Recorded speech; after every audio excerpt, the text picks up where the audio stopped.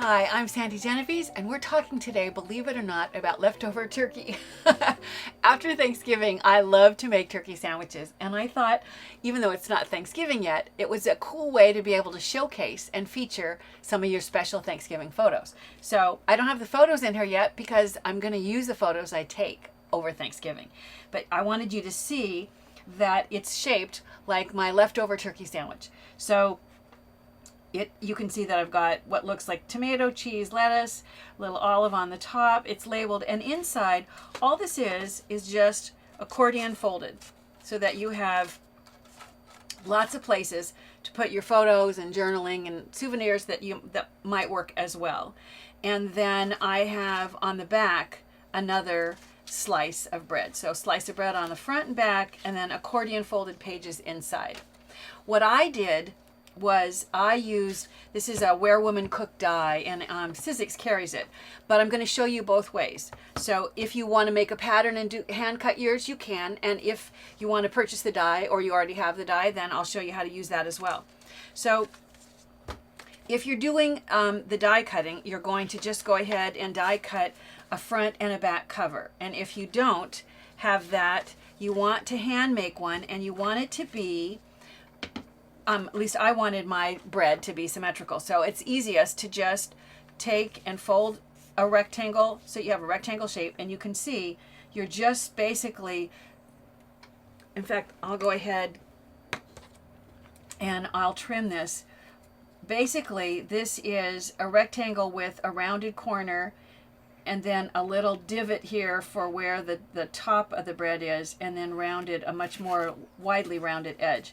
So when you go back, you leave it folded. When you cut it out, this will just give you a pattern that you can use to hand cut your front and back pages. And we're going to also see how you're going to use it in order to create the accordion folded pages inside. So once you do, you can see it's basically a rectangle with just this little itty bitty stuff cut off. Not much, but it will give you the look and the feel of a slice of bread. A friend of mine was saying he thinks probably you could see the shape anywhere in the world and recognize it as a slice of bread. So you're going to go ahead and die cut or hand cut a front and a back cover for your sandwich. Then what you want to do is accordion fold inside. Accordion folding with the die cut is easy.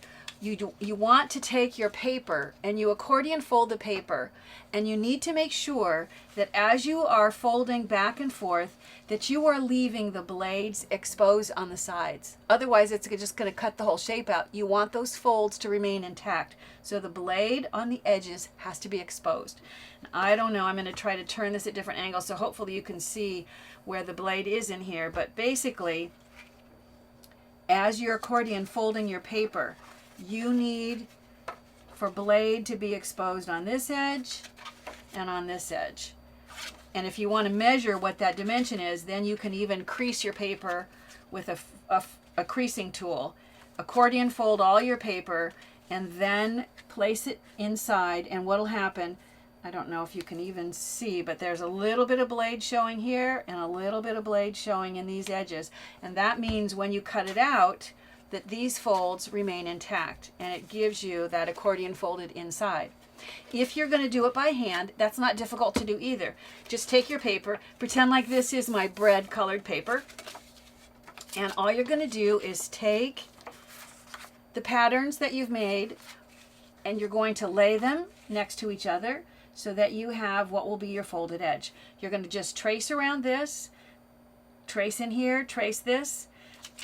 Just keep, bring this over and trace again, bring it over, trace again, so that you're tracing around it, and you're going to fold on these edges that go together. And depending on how many pages you want inside, you'll end up with a nice accordion folded inside to your book. Once you have all of that done, it is really just the fun part. It's just decorating. What I did first, in order to make this look more like slices of bread, I really love this. It's called chalk ink. It's an ink pad, but it's not as moist or it's not as juicy because it's meant to look a little more faded, like if you were coloring with chalk. So I'm going to take and I'm going to use this to add the shading around the bread. It's just using the ink pad directly onto the paper, and it blends, you know, it blends even easier than regular ink pads.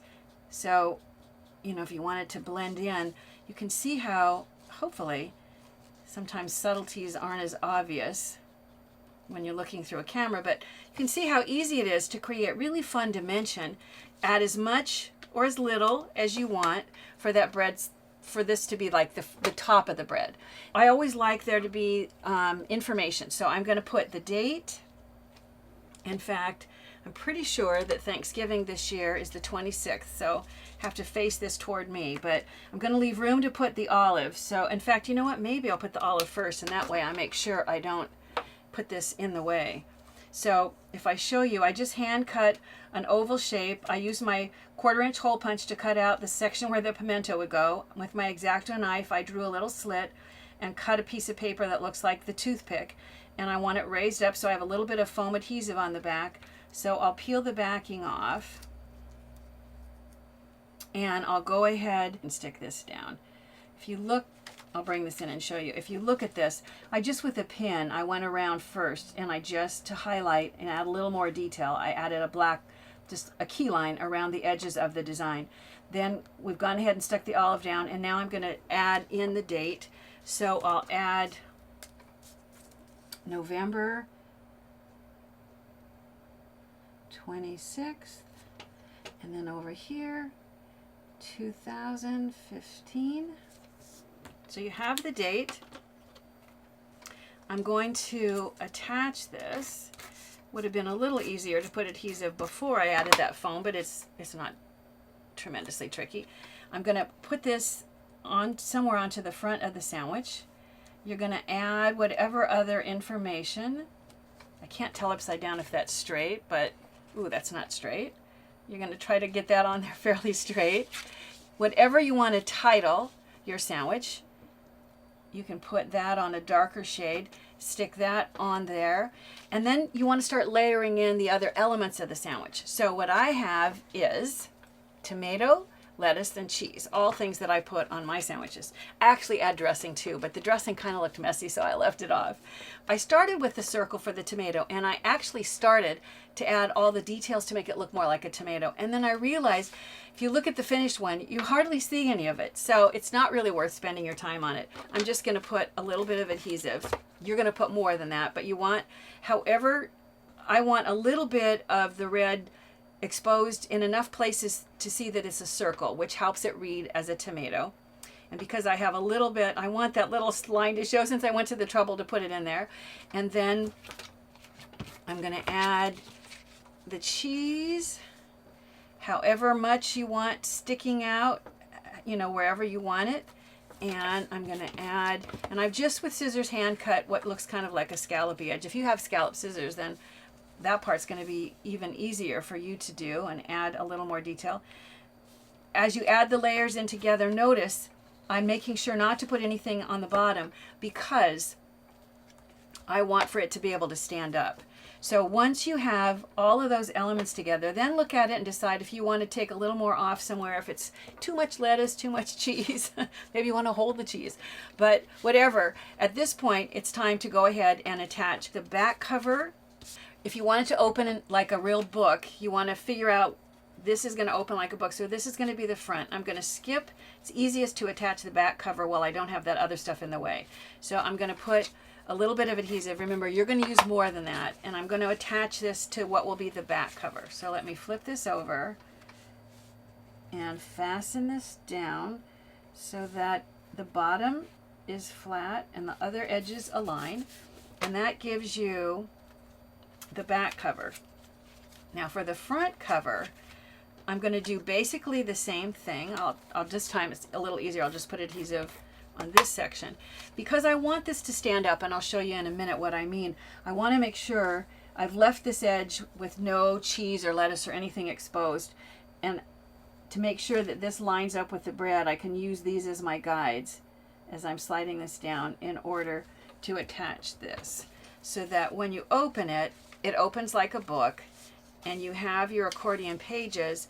But once you have this with photos inside, you may want to put this on display. This is why I thought that it was helpful to leave this bottom edge flat. If you aren't going to set it up, if you're going to leave it closed and you think it looks better to have more things sticking out the bottom of your sandwich, I like really full, messy sandwiches. So my sandwiches probably really would have stuff sticking out the bottom.